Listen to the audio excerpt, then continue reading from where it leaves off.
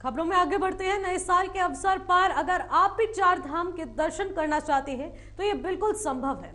ज्योतिर्पीठ के जगत गुरु शंकराचार्य अविमुक्तेश्वरानंद सरस्वती द्वारा शीतकालीन चारधाम यात्रा शुरू की जा रही है। आमतौर पर चारधाम यात्रा की शुरुआत उत्तराखंड में गर्मियों में होती है। ये यात्रा 6 माह तक यानी दीपावली के आसपास तक चलती है, लेकिन पहली बार शीतकालीन यात्रा पर बता दें कि ये मास पर शुरू होने जा रही है। यात्रा की शुरुआत शंकराचार्य अविमुक्तेश्वरानंद सरस्वती ने कर दी है। इस संबंध में शंकराचार्य के प्रतिनिधियों ने मुख्यमंत्री पुष्कर सिंह धामी से मुलाकात भी की। सीएम धामी ने शीतकालीन चारधाम यात्रा के लिए शुभकामनाएं दी है।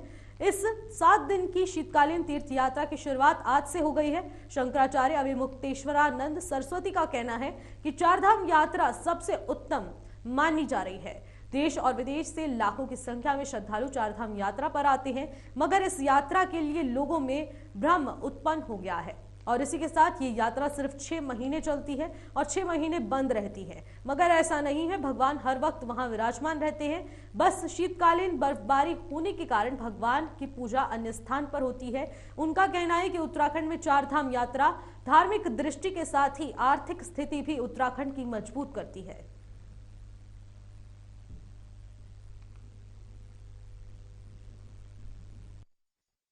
उत्तराखंड में चार धाम की यात्रा बहुत पुण्य और बहुत अध्यात्म की दृष्टि से उत्तम मानी गई है। पूरे देश से लोग यहाँ आते हैं। जो सनातन धर्मी विदेशों में रहने लगे हैं वे भी जीवन में एक बार इस यात्रा को करके अपने जीवन को धन्य बनाना चाहते हैं। लेकिन ये भ्रम उत्पन्न हो गया है कि ये यात्रा केवल 6 महीने होती है, 6 महीने फिर बंद हो जाती है। ऐसी बात नहीं है।